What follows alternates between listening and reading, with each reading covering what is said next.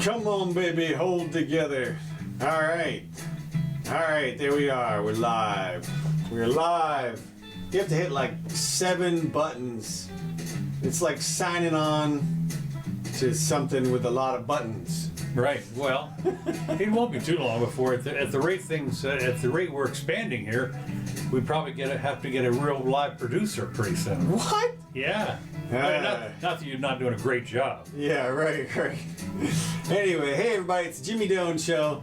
Welcome to the show. We do this live twice a week right here on Facebook for now, on the Jimmy Doane Show channel at 4 o'clock Eastern, Sunday and Wednesday. And then you can find a copy of this show in video format up on YouTube and Twitter if you search for Doane, D-O-A-N-E. You can also just find us around the web in audio format if you search for Doane, Jimmy. And today is the 16th day of September. And we are back in our original studios, East Coast, West Coast. Okay. West Coast. Okay, yeah, good deal. All right, well, this is fascinating. We have, of course, the usual. We'll get to it here in a few minutes, but the usual are the fires and the COVID, pretty much. And there's a couple things, 1 or 2 things that corporate wanted us to mention about the Donald, because we got a note from corporate, eh? I've got a note from corporate, and what do our overlords? Our overlord has said that we've got to say some nice things about. He's such a nice man. Oh yeah, she's. It is interesting to see the difference between our local newspaper here. Which, again, we used to call it the mullet wrapper, but mullet's gotten too valuable to be wrapped up in a newspaper. But they are, you talk about Trump derangement syndrome. The Fireburner. Not a day goes by that they don't have an editorial, an op-ed piece, and a letter to the editor all about, and I mean, just screaming all these bad things. You about make it sound like it's a concerted effort or something. Wait, I'll tell you with those guys. Anyway, there's one little hint here before we get to that stuff. And no evidence. I see where you're going with it. Yeah, Okay, no evidence, right. McDonald's is running out of burgers. Ooh. Yeah, well, what's interesting, I remember a year or two ago when Popeyes had their hamburger. No, well, there was the chicken. Chicken sandwich, whatever. Yeah. And the people were being mobbed, right? Yeah. Well, so anyway, apparently, I didn't know. Who is Travis Scott? He's a rapper. Right. Yeah, he's a rapper. Anyway, Travis Scott has a value meal. And at $6, a special Travis Scott value meal. Now Boy, we are out of the loop, huh?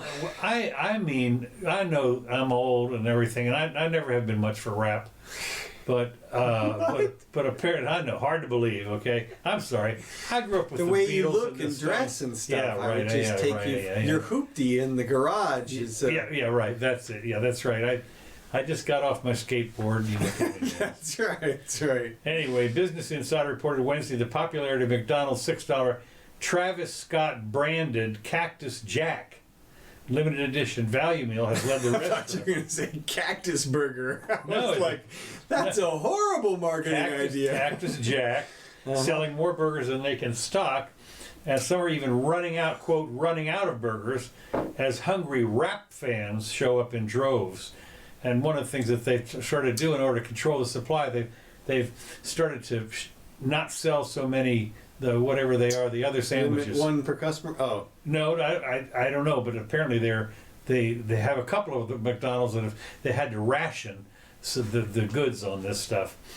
Says this is the first time during the pandemic that the McDonald's has actually run out of ingredients, a shortage sparked by massive demand, not coronavirus. This all sounds like a clever advertisement. Yeah, well, it's what it was at Popeyes. I mean, people, once they thought you couldn't get it, yeah. Ooh, I want one. I want one. Yeah, I haven't never had one before, but it must be great. The thing is that nobody has been able to match the Chick-fil-A sandwich, and apparently they're not even trying. And that's what I thought the Popeyes was moving in on, because that's the single most popular sandwich in fast food, man.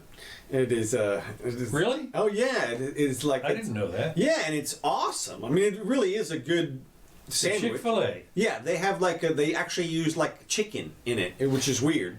But they don't use processed chicken. No, it's not like chicken Quotes of parts. chicken. It's like a bunch of wings crammed together or something. No, it is like a chicken breast. You can tell it's like a chicken in there. Soylent chicken.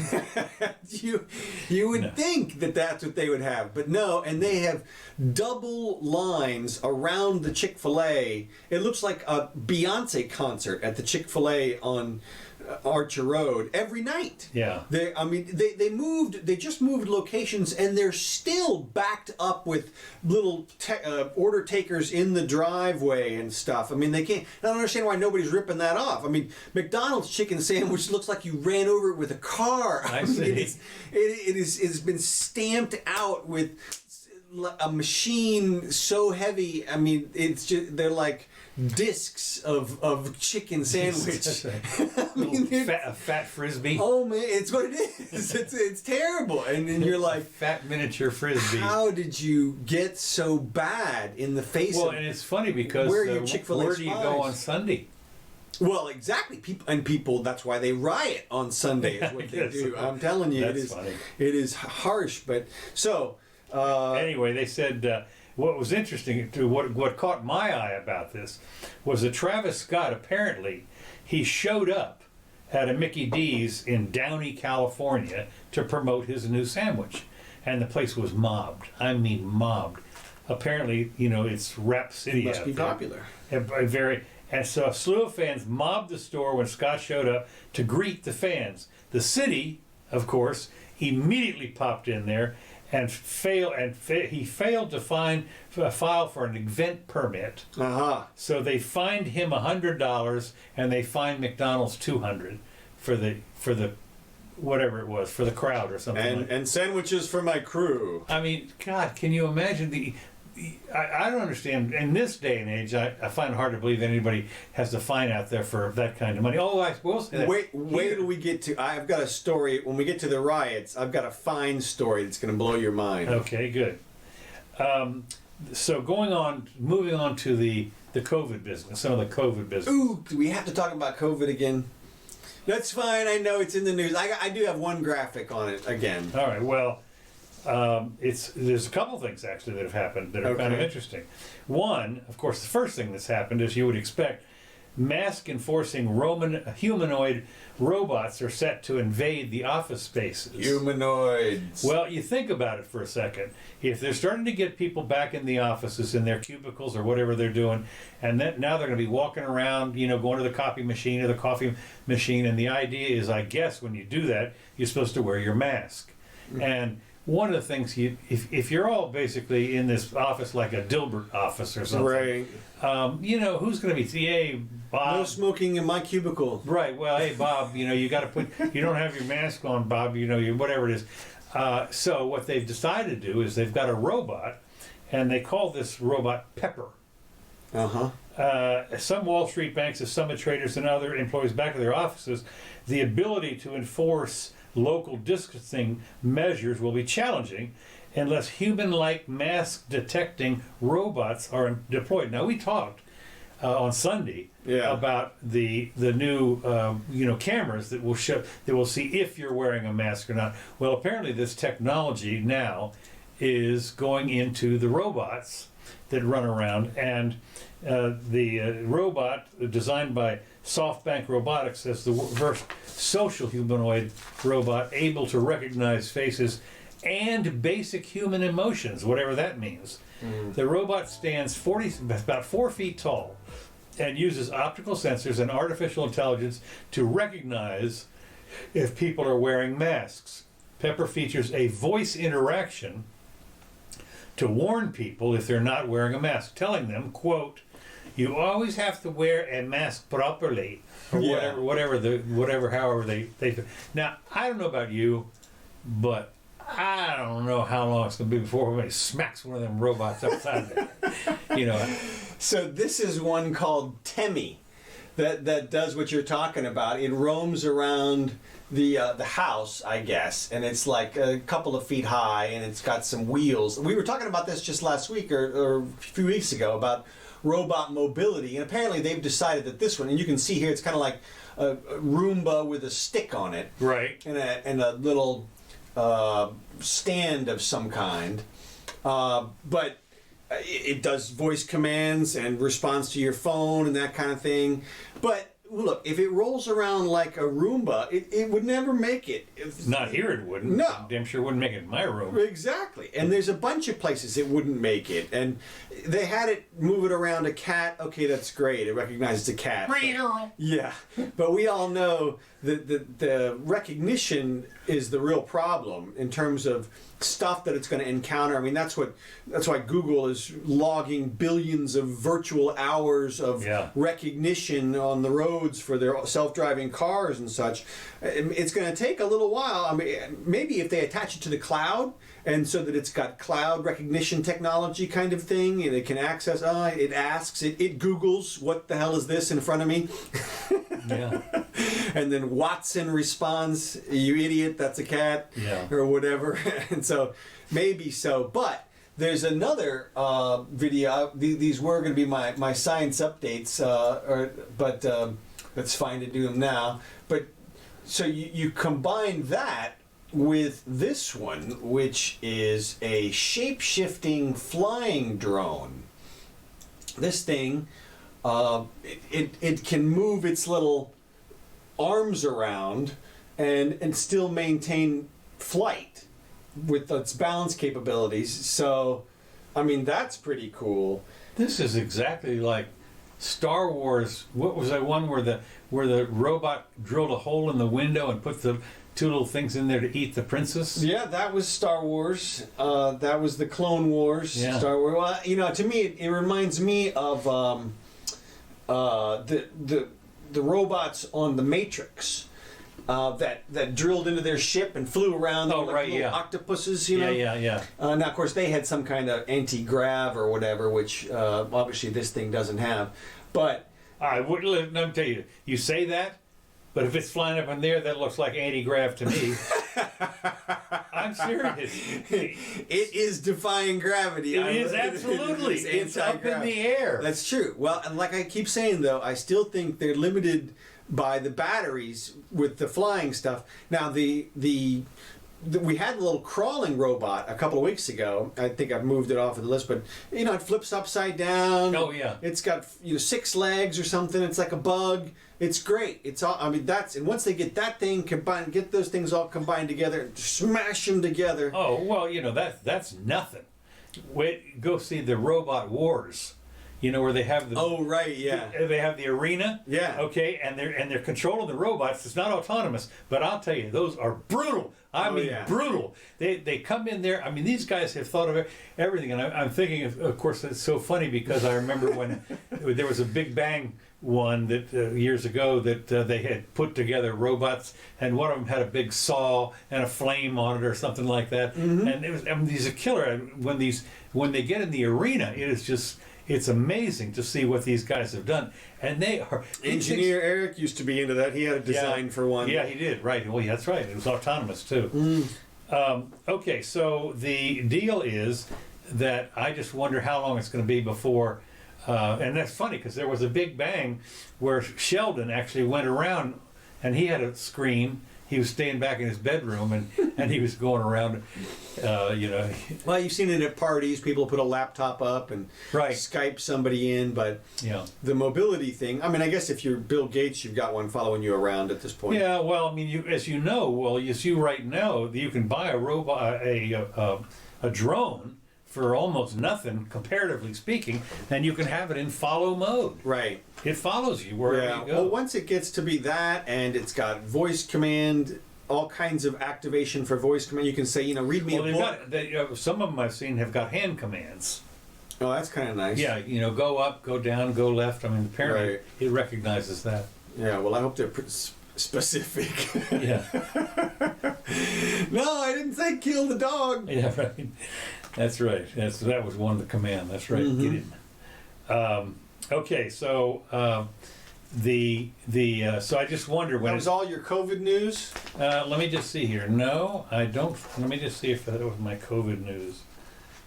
Paper alleging SARS. No, No, the other piece of COVID news I have has to do. This was on Tucker Carlson the other night. Okay.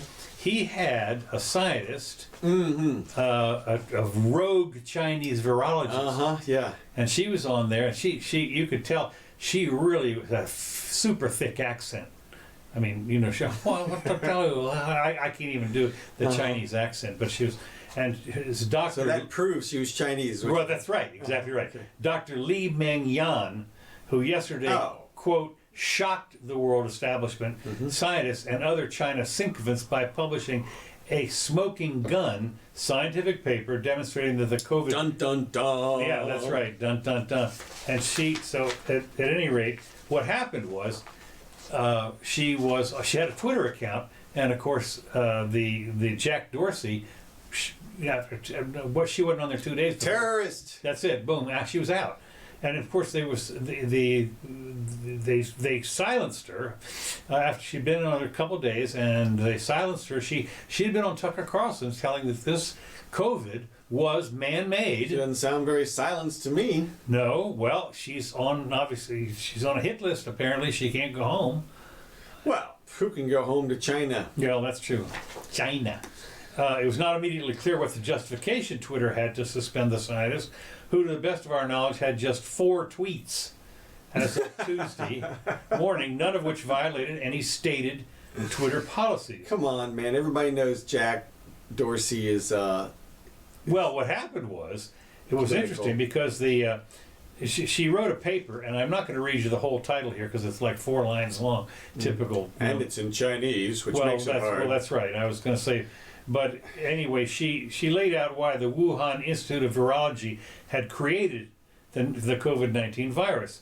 Jack Dorsey, of course, has only added more fuel to the fire of speculations that the COVID virus was indeed man-made, not to mention countless other tangential conspiracy theories. So, you know, as soon as he shut her down, people are saying, conspiracy! You know, they go nuts. I mean...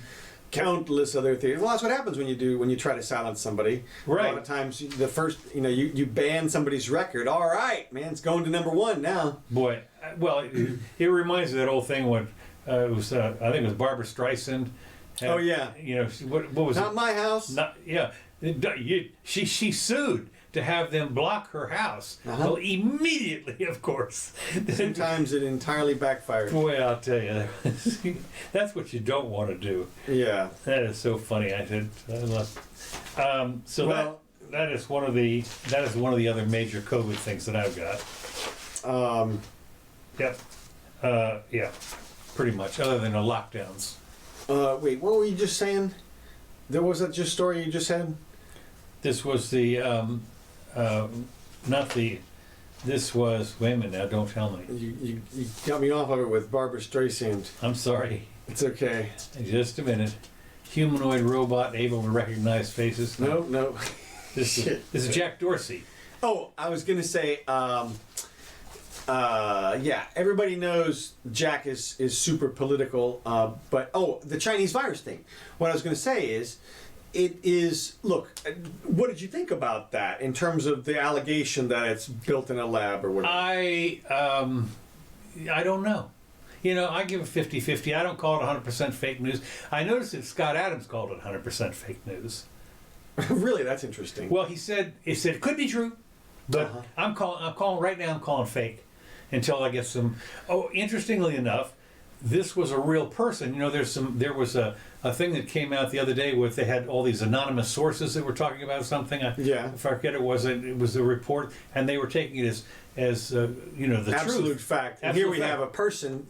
Yeah, and here we have actually a person, but there was, I forget what it was. There was something the other day that came out, and it cited it was the Trump said the loser thing. Okay. And there was a whole bunch of people, anonymous people, that said they heard him.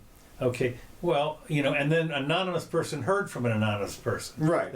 We're sitting there saying no. Right. Well, there's different levels of reports, obviously. Different, how many people did you go through? And then also there's content things. This is a scientist. And so right. Whenever there's a scientist giving a report, we always have to trust well, are we going to believe this scientist? I mean, unless you know. She looked like a scientist. She looked really good. She had glasses and everything. Lab coat. Yeah. Oh yeah.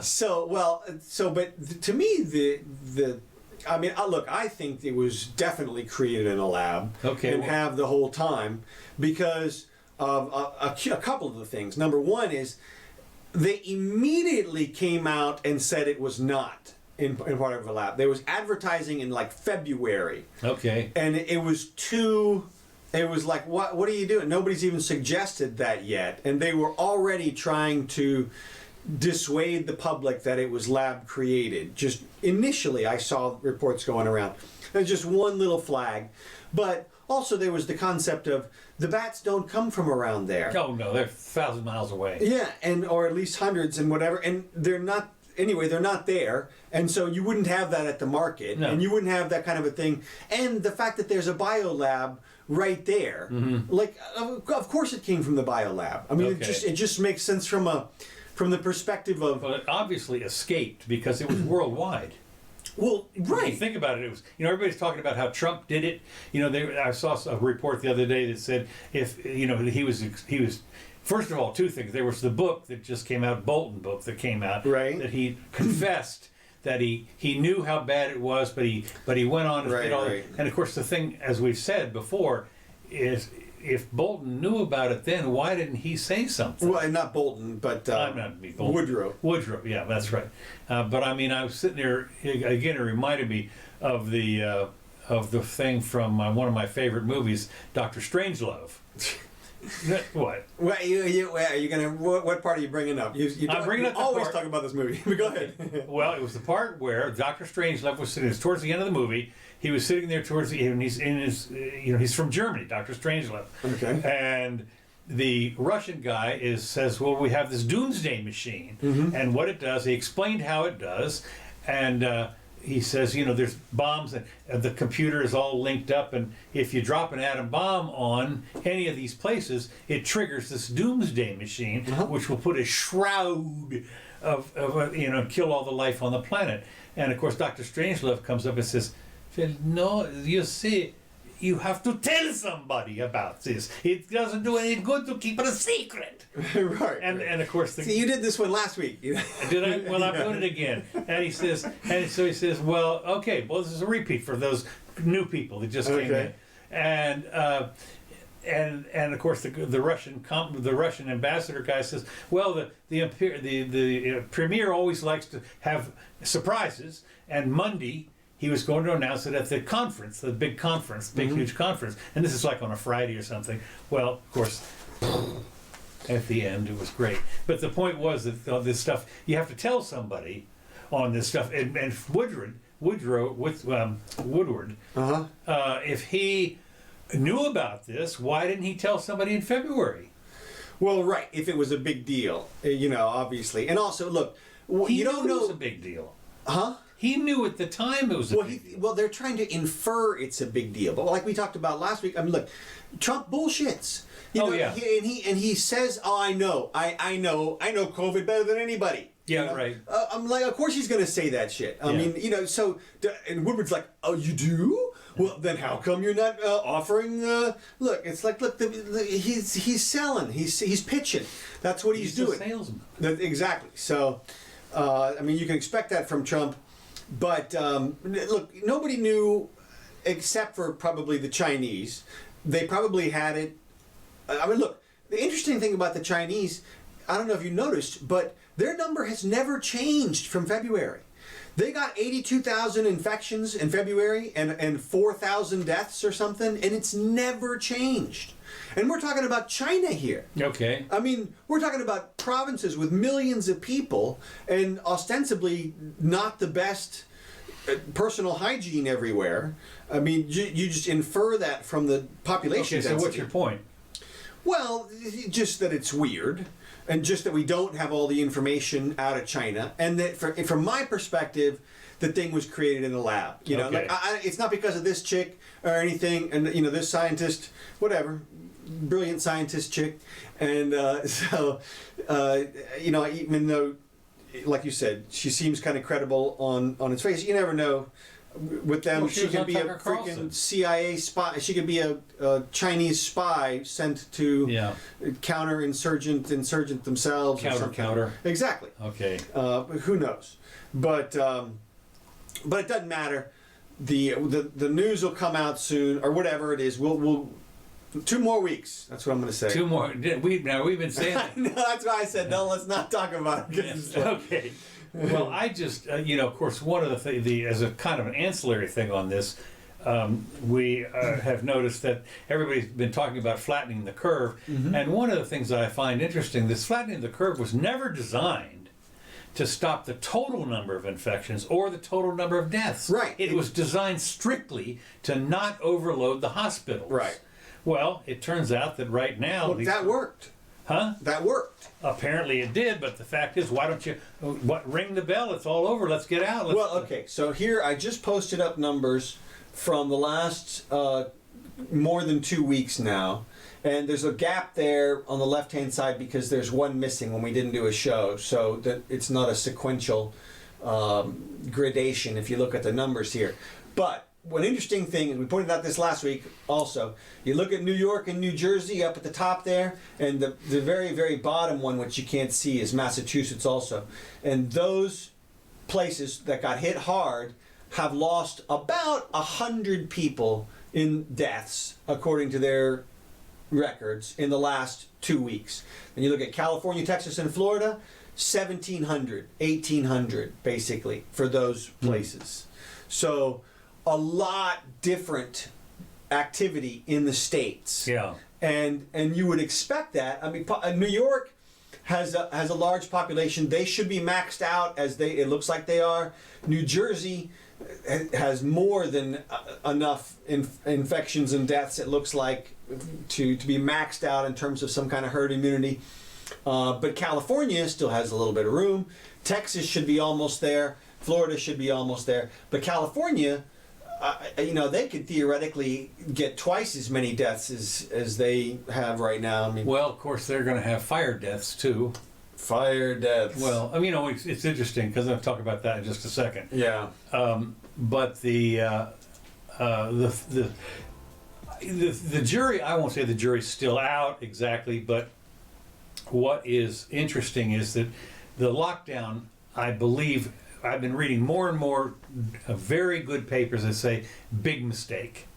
Well, big the narrative mistake. has shifted. Yes, it has. And it must have been that the Democratic polling turned around or something. Something, I don't know. Literally, there were 3 stories this week where people where the news was anti-looting.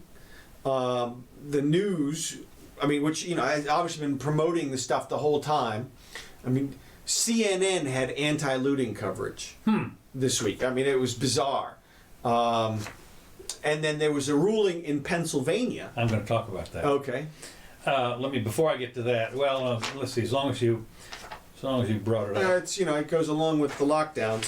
This is directly related to the lockdowns. It's what we've been talking about in terms of expectations of lawsuits and how they would go in the courts. Yeah. And basically. Yeah. Okay. Yeah. Well, that was the thing that let me just either California or this was were the lockdowns a mistake. Okay. A federal judge in Pennsylvania yesterday blew the top off the massive authoritarian overreach by governors throughout the country, ruling that Pennsylvania's governor and state health officials violated the U.S. Constitution in exercising what it claimed were quote emergency powers in response to the coronavirus outbreak. Will the judge's ruling begin to break down the wall of authoritarianism in the U.S.? Also today, the state of Texas has employed shockingly inaccurate and shoddy testing and reporting methods, resulting in policy decisions made without accurate information. So, according to who, or according to whoever these people are, even the New York Times has noticed deep problems in Texas. State health authorities are rushing to clean up the mess that they've made of things by their shoddy reporting: who died, who didn't, the number of people who have been infected, and so forth. Nobody knows at this point, apparently. And well, you did hear about that one group that was added at a different time. Yeah. But I mean, well, whatever. Okay, so Well, here's the deal. I'm going to read you a little bit about the ruling that the judge said. Even in an emergency, the authority of the government is not unfettered. The liberties protected by the Constitution are not fair weather freedoms, in place when times are good, but able to be cast aside in times of trouble. There is no question that this country has faced and will face emergencies of every sort, but the solution to a national crisis can never be permitted to supersede the commitment to individual liberty that stands as the foundation of the American experiment. The Constitution cannot accept the concept of a new normal where the basic liberties of the people can be subordinated to an open-ended emergency mitigation measures. Rather, the Constitution sets certain lines that may not be crossed, even in an emergency. Action taken by the defendants, that's the governor, cross these lines. It is the duty of the court to declare that those actions unconstitutional. Thus, consistent with the reasons set forth above, the court will enter a judgment in favor of the plaintiffs. And these are the people that want to open up right and everything. Well, that's interesting. There's no legal language in that, what you just read. You have to understand this starts with quote ... but yeah. Yeah, well, that's like the dicta or something. Okay, so it doesn't tell us, unfortunately, what the grounds were. I tried to look as well. I didn't see it. I should have pulled the case or something and checked to see. Well, it looked legal to me. Yeah. I'm not an attorney. Yeah, well, that's the thing. I mean, but they didn't tell us why. That is what the weak leg of the government stool was. Whether it was, I mean, they just generally said that they crossed the line, as opposed to saying, what was the line? Right, they didn't say what the line was, and there's a couple of different lines that as we've talked about. And one of them is, do they have some compelling interest to take some action, and that is, does the action that they take reasonably fit with their goals? Well, the thing about it that I look through is of course, this is a state. The states are supposed to be able to do about anything. I mean. So, well, yeah, but except for the Constitution. Right. Well, that's the federal Constitution, of course, but but that now it applies to the state through the 14th pretty Amendment. Much, yeah. The 14th Everybody Amendment. thinks that. Yeah, so. I know they do. And it is, to me, when you start to, I think it's pretty arbitrary, especially when, now it's the governor in Pennsylvania, but around here, it's just some couple of people on a commission. That are having. Yeah, they have. Well, look, they're invoking sort of state power. I mean, that's how they get away with it. The counties are just divisions of the state. Yeah. So they're just localized divisions of the state power. So what we see, of course, that when you look at also in Washington, when you've got all the departments, the bureaucratic departments, right, such as the Bureau of Education or whatever, those different agriculture, and they do pass laws, and they're the judge, jury, and executioner if you violate them. Well, and yeah, I mean, that's one of the big complaints is that technically they make rules. They don't pass laws. You just have to abide by them. And, yeah. But the problem is, if you want to complain, you have to go to complain to them. Yeah. First. And to get past them is not easy. Well, right, and that's another problem that we've talked about in the courts before and such. But look, you're right, the states can do technically whatever they want. Technically, they have plenary power. Right. But as we've talked about, that's been pulled back, it's been reeled back in through the 14th Amendment. So basically, they have to give you your same right, your first 10 Amendment rights that everybody knows about, which include things like freedom of expression, and also, as we talked about, there's a 9th Amendment, which people don't talk about enough, which basically says all the rights not delineated here are still reserved to the people and to the states.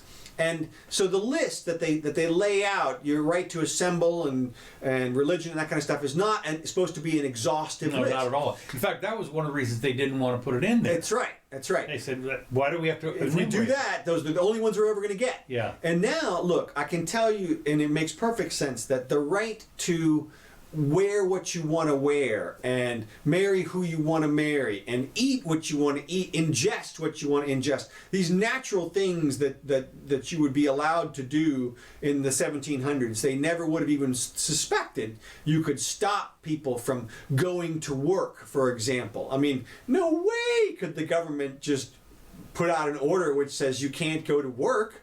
I mean, that's insanity. But yet, it's happened now. So, hopefully these lawsuits will grow and multiply. Yeah, well, this is obviously that's what they said in here. Is this going to carry on? It's a big deal. It's a big deal. Should, right? And people should sue the crap out of everybody. What's interesting? Yeah, okay. Let me move along a bit. Sure. You've something that I don't have here, and I meant to talk a little bit about it because I was watching. I forget, one of those guys on the Daily Wire. I forget who it was, but they're talking about this. We talked a little bit about the Princess. What was the name of that movie that's supposed to be so bad on Netflix? Cuties? Cuties, yeah. It's amazing to me to see the people that are. They say, well, as a libertarian, I still think this is horrible. And I think it should be not allowed. I mean, you shouldn't have it. It's obviously what's the surprising pornography. thing about that? I think it's pornography. This is the. Well, they brought the old. Kind of is. I mean, huh? It kind of is. I mean, it's. Well, that's what they said. They said you can look at it as pornography. The rationale, but was it two things? What was interesting was this guy, the fellow who was talking about this, brought up my point, although he didn't stress it. This is the one that I brought up last time. It's French. It's French. And that's and it was do not worry too much, about it's French. What's going on. You get away with it. I mean, I think about, for instance, speaking of French. She was over 10 years old. Right. She was over 10. Right. I mean, this is the whole thing. And as they said, well, it was very suggestive, but there actually was no actual real. Not porno stuff like you could buy any place, Well, that's the only reason they could get away with showing it. Again. What's the point? The point was, I thought it was interesting that some of my libertarian type friends are thinking this is the most horrible thing on the planet, and we want to boycott Netflix. A lot of people are saying, I'm getting out of Netflix, I'm quitting and everything. And my thinking is, don't watch it. You can watch the trailer, which is 2 minutes, which they say is bad enough. Okay, fine. But I mean, if you're so bad, he was saying, well, this girl that was here, she went outside, she was crying and she was throwing up. She saw this thing. I said, well, but then it was all over. I kept watching. Yeah, I kept watching. Yeah. Look, you don't watch stuff that you don't want to watch, and you don't also group in people's worst productions with everything else that they do. So, I mean, from my perspective, it's silly to, when you start judging people by their worst characteristics, you're not going to have anybody left. And if you start judging Netflix by the worst film that they show on there, well, then forget it. And forget Amazon Prime and Disney, and just forget it. Forget watching anything, any production company, any actors.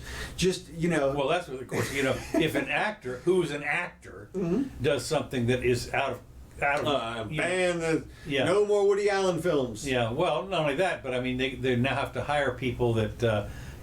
I don't know if you have a robot in the movie, like C-3PO was the guy was in there. Well, you'd have to have a real robot now. I mean, well, that's the identity issue. Yeah, the identity issue. But I think that it's interesting when you look at the stuff that I go for the remote and change the channel instantaneously when I see Chuck Schumer, for instance.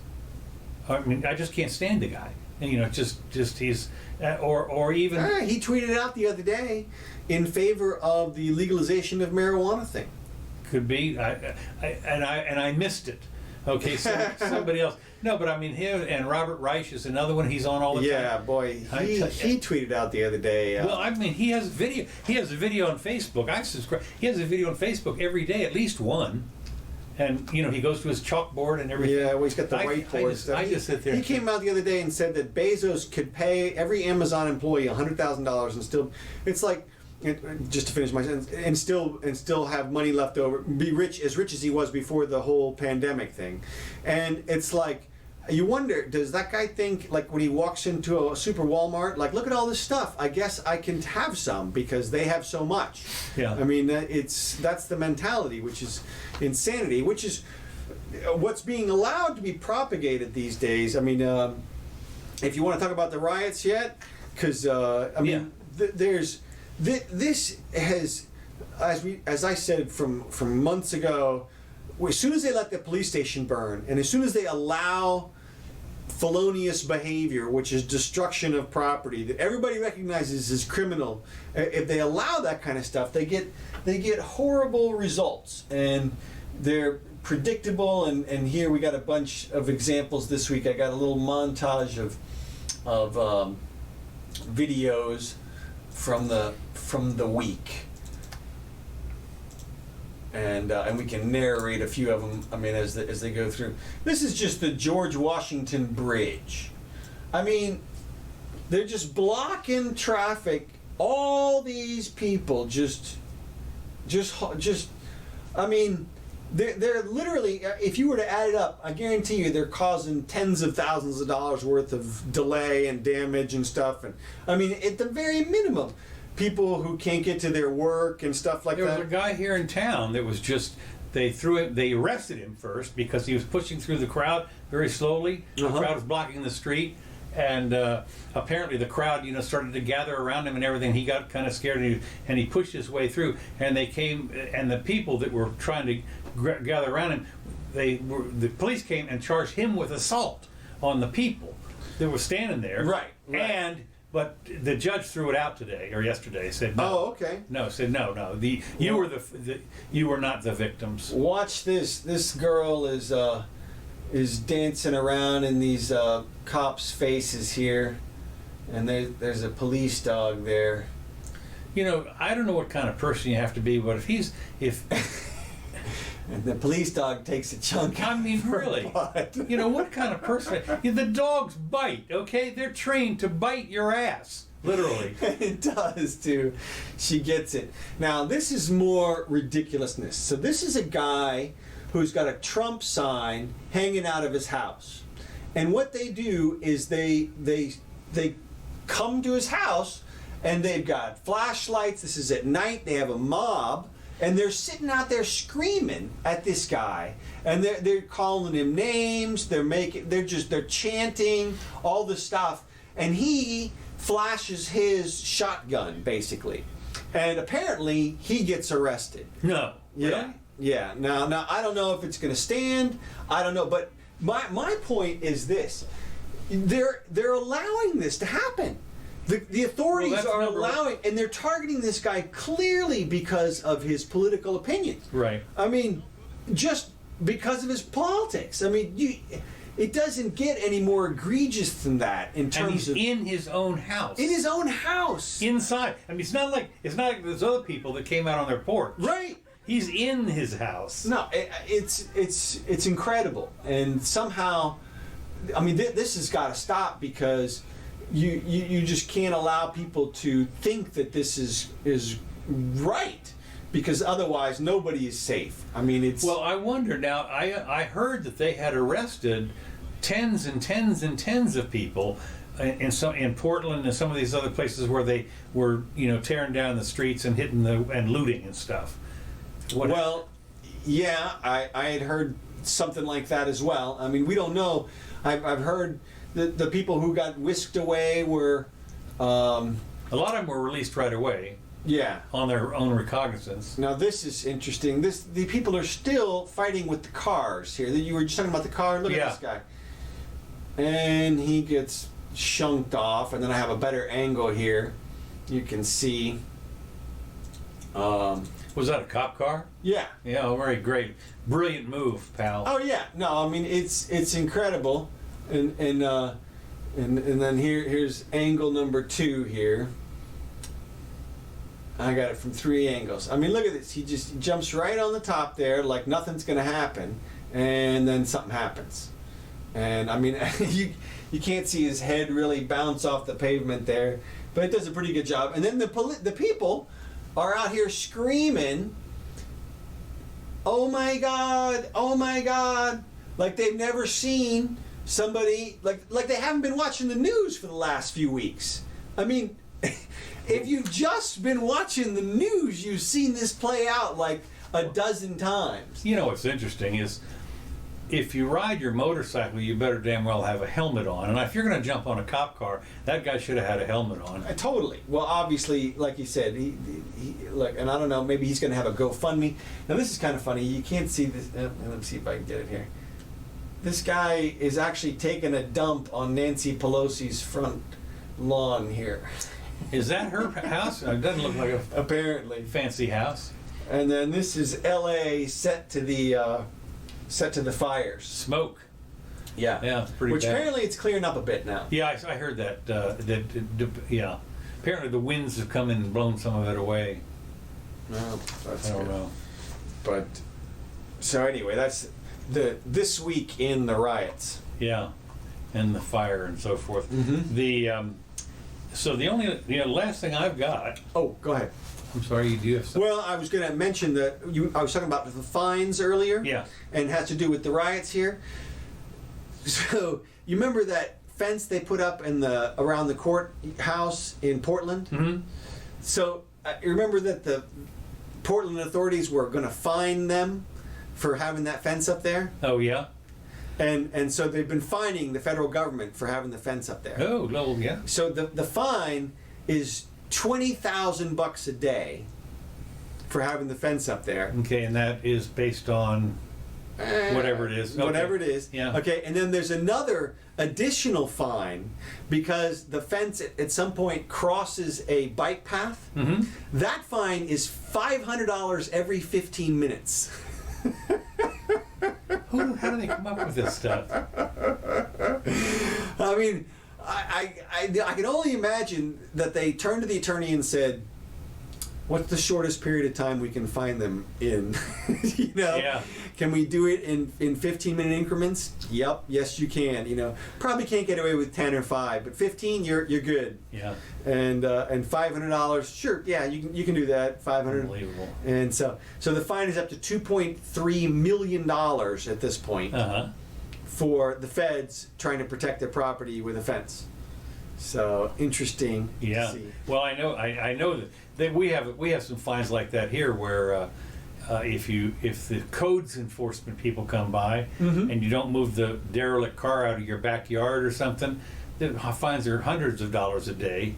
And it's very easy to get up to $10,000-$15,000 for somebody. And you look at it, you realize that whoever lives there doesn't have that kind of money. This is a person who works at minimum wage. Yeah, it is crazy and stupid. And I can tell you that I've defended people who have had no money and $15,000 city lien because the water drip or something like that.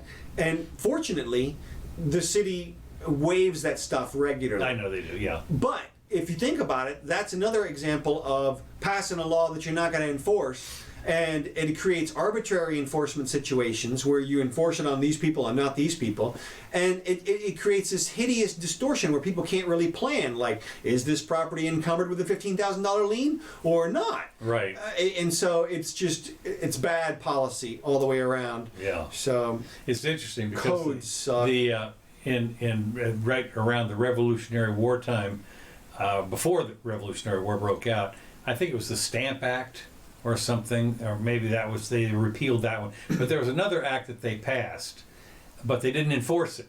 But the colonists said, "We're not having it. You can't, because you could enforce it." yeah. That's what started the war. Well, that's what they used to do. They used to trot out that stuff well in advance. Yeah. And give people grace periods and shit like that, and let it settle in, and then ramp it up. It's hideous. Well, But we got it here. another quick law enforcement things. Alan Dershowitz started a podcast. Really? Yeah. And he had his first one the other day. It was 10 minutes long. He covered the Woodrow book, Okay. and in the same way that we did. Yeah. So Woodward. so he was spot on. Yeah, Woodward, that's it. And so yes. Well, this guy, he was spot on. The fact is that we love him, blah blah blah. But he's the same as some of those marchers from. That marched in Selma or something like that managed to have a 50-year run, and so Yeah, Woodward's he the same. surfaces every few months. Somebody, I can't remember who says he comes back every few months or every year and says it's worse than Watergate. Yeah. Whatever is happening is It's worse than Watergate. Yeah. So, and then the final thing I have is, did you see where Breonna Taylor's family won a civil settlement? See what it was? 12 million. 12 million. Not bad. No, that's You not. know, I mean, the government takes and they six off the top. they agreed to it. Yeah. They're not going to appeal it. No, well, that's a lot of money. I Yeah. mean, No, I mean the government's not going to appeal it. oh, well, yeah. They signed off. Yeah, that's a 12 million. And you can't bring a life back. I tell you, you come pretty close for 12 million. well, like you said, it'll help out if she got kids or whatever. It'll be good. Good. Well, look, she ain't getting no 12 million. It's going to be 2 or 3 after taxes and attorneys. Well, that's true too. So, No, that's a good point. I know that insurance is not really taxable. no, but that's Is that yeah. that stuff is? Yeah. Okay. So she runs right up to 40% or something like that, and then the attorneys get Yeah, a third. exactly. Oh yeah, right. So- Still, all in all, 3 million couple of bucks. million, Yeah, exactly. You know, it's wisely invested. that's right. It'll- College for somebody. Yeah, that's right. All right, here's the last thing I've got. Okay. Which, speaking of another California thing, California cities are using their streets as collateral to pay down pension liabilities with debt. What's fascinating is they are putting their streets as collateral for a loan, because they're already in debt up to their eyeballs. What happened is they have unfunded liabilities in the pensions and so forth. Right. So what happens when your city or state has massive unfunded pension liabilities and no direct access to the Fed's money printer, and you can't tax your state any further because people are leaving. Right. If you try and raise I don't know what the income tax in California is like 13% or something. It's unbelievable. Yeah. So you're out of that.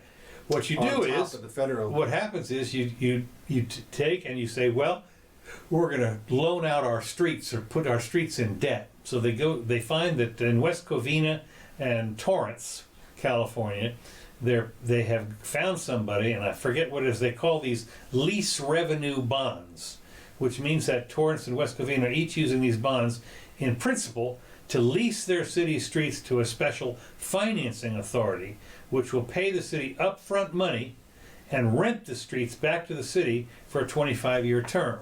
Mm-hmm. Well, of course, I'm not sure. Oh, and what it says is in this. However, the bondholders don't actually have rights to lay claim to the streets. Rather, the mechanism is described as a loophole to get around the voter approval that comes with general obligation bonds.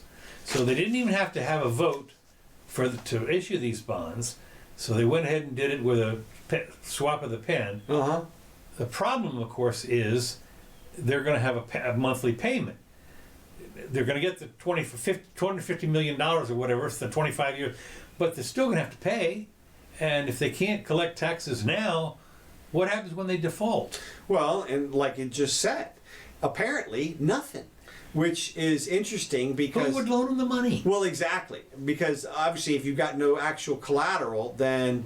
I mean, I can understand if they could foreclose on the street and they could say, look, now the street's mine. I'm going to name it Curtis Avenue, and it's the street out in front of my house. And so I wanted to do that. Put So up a little toll gate too. well, I mean, and obviously that's what they didn't want to happen. And it's interesting because it's kind of like letting the camel's nose under the tent a little bit, almost allow people or some other entity to claim some control, which is effectively property rights over the streets. Now, like you said, it sounds like they tried to build themselves in a loophole in there. And now the question is, how would a court rule if they default on their payments and the bondholders try to claim their collateral? What would the court say? Well, you couldn't do this to begin with, so therefore the collateral holders get nothing. Or you get the street. Well, yeah. Well, the thing about it is, this actually is the same thing that happened here with our biomass plant. In that it was a stupid deal. I mean, and you couldn't get out of it. That was the problem. You literally couldn't get out of it, and the city had to pony up with a bunch of tax. But one of the reasons our utilities here are the highest in the state, Right. And It's rain. yeah, great. So anyway, no, the highest in the state, because they had a $750 million buyout on this biomass plant, which they're not using. Right. And Well, that's obviously what the city's plan is. Just stick it to the taxpayer. oh yeah, no, they well, the ratepayers actually, but still the city, because the city owns the utilities. Okay. And so, my first thing was, we'll sell the utilities to Duke Powers. He said, well, can't do that because this liability is on there, $750 million, and Right. who's going to buy it? There you go. Yeah. So we have to pay. Ridiculous Oh, power yeah. fees. And around it's here. funny because what is interesting, this is the same kind of thing, when there's some city has to pay for, because a cop went rogue or did something. That happens all the time. In the big places like Chicago and New York, they have $100 million or whatever set aside each year for that kind of stuff that they have to pay people Yeah. that complain. And so it's interesting that the taxpayers end up picking up the bill. Well, yeah. I mean, what I'm saying is that what they're trying to do is to say that the police people and these people that get, when they sue the city, the cops or something, they say what you should do is to take it out of their pension fund. So they actually have an interest in not doing the choking and all that kind of stuff is one thing, because they're absolved of any financial responsibility. And one of the things here is the city commissioners were the ones that signed off on this thing. As far as I'm concerned, they should have to pay something for doing the stupid deal. But that's qualified immunity. For the biomass thing. Yeah. Very good. Well, yeah. And look, it would all be solved if they would just allow competition. If they would just if they would just let somebody compete with the power company. I mean, but you pay as much these days around here. It's about a third of a mortgage payment. I mean, it can be literally that much, which is a huge amount. It's a bunch. We'll see. All right. Well, let's see. We're almost done here, and let's see if we got anything else. Wastewater surveillance system. Oh, did you see that they're coming up with they may try to implant a bionic eye. Yeah. Where? What you mean? You mean like instead of a kidney or something, they're going to put a bionic eye? Or Yeah, well, instead of what do you call it? A mechanical heart? Yeah, I mean, basically what they're going to do is Like, Captain Picard had a mechanical heart. Picard. I don't know. Yeah, he did. He had a mechanical heart. This was one of those things with Q. Okay. And he went back to whatever. But I'm saying mechanical heart. But yeah, that was not like that. 23rd century. No, this is look. It's a chip that they're going to put on the back of your optic nerve or something that gives you 172 points of light or something like. I mean, this is super Pong type of technology at this point. But look, the point is that you got this, and you got Elon Musk out there testing his prototype coin-sized device on pigs at this point for his Neuralink thing. Oh yeah, right. So I mean, we could be looking at some attachments relatively soon. The old $6 million man type. Well, one of the things that I find kind of interesting about that is there are a lot of people that are saying, are the robots going to take over? And they're saying, it could be when you have sentient. Are they going to be sentient like Data? By as they say, they're going to be able to do all this stuff by the what do they call the black hole, the zero time at 2029 or whatever. right. That's what the singularity. Singularity, right? My point is, it won't be robots; it'll be us. Right. That's what I keep trying to tell everybody. Yeah, it'll be us. We're going to have all the implants like the Borg, right? And walk around here. Yeah. And look, you have to. It has to be controlled by a human, because the machines don't spontaneously do anything yet. No, even when you tell the machine to simulate spontaneity, you tell it to keep running, make your own decisions, and do this kind of stuff. It's still going to be acting at the direction of some human. In other words, you have to program it what you mean by take action. Like it only knows its universe to the extent that it's been programmed a universe. Well, they have heuristic learning these days. I mean, they can show it. But it can only add to its programming in... It does it by itself. Yeah, but it's still coming out of some type of human activity. Scott was talking about, well, if you don't, he's like saying, well, the AI already runs everything because it makes decisions about what's valuable to companies, say, and then if you don't follow its directives or its recommendations, you get fired. And my response to that is, the machine doesn't fire you. You get fired by some person. Yeah. And even if at some point we get to the point where the machine does fire you, you'll have somebody checking on who the machines fire. Well, I don't know. We were just talking about this. They got the little robot running around telling them, put your mask on. Well, right. Look, it'll be simulation, but it'll be simulated. But at the end of the line, somebody has to tell the robot to say, put your mask on. So, hey, look, have you seen the movie Brazil? I don't know if that's the counter analogy. It is perfect. Everybody should see that movie at least once. Well, that's for sure, but maybe the AI one. But I'm telling you, you don't have anything to worry about with the AI. Look, technology has added capacity to man forever, literally, since the beginning of time. It adds capacity. It doesn't remove the need to have workers, because people just expand into the areas where they're needed still. And so, the jobs are infinitely divisible. So I'll argue that with anybody, but whatever, that's a different show, I guess. Well, yeah, because I can say what you're going to end up is maybe everybody's be like Ripley, when she was in that big machine going after the... well, you will get exoskeletons soon. That was the ultimate exoskeleton. Sure, I mean, there'll be all kinds of neat stuff, and we've seen it all conceived of. And how about those Matrix exoskeletons with the guns on them, and the same kind of ones they had in the Tomorrow, the one that Tom Cruise did, that was like Forever Tomorrow or something. You mean where you kept going back in time? Yeah, exactly. Yeah, okay, yeah, that was a good one. Yeah, and great exoskeleton robots. Yeah. So, and that's what'll happen is people will expand the capacity. Notice they didn't use any fewer soldiers. They just had more people in the exoskeletons out there, and the same number of people. It's just your capacity is expanded. So. Well, I tell you, when you pump out like they did in the Clone Wars, you just stamp out the warriors. That's going to be it.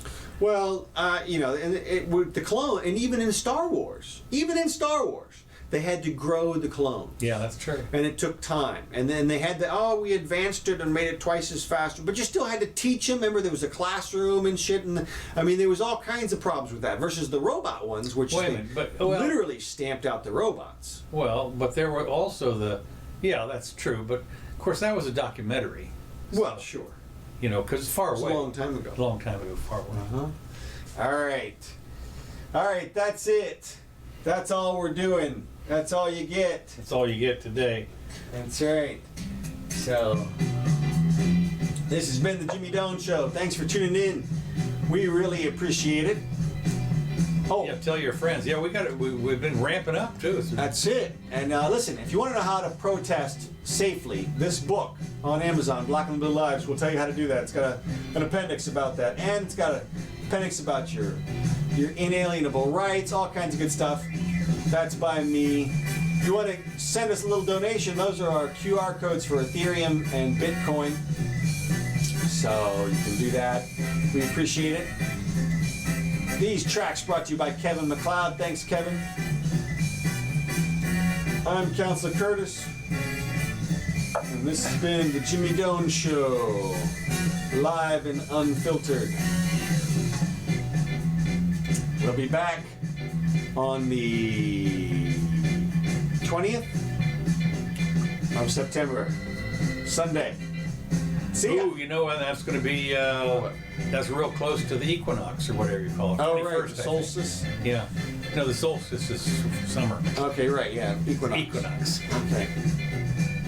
Mrs. Jimmy hates that.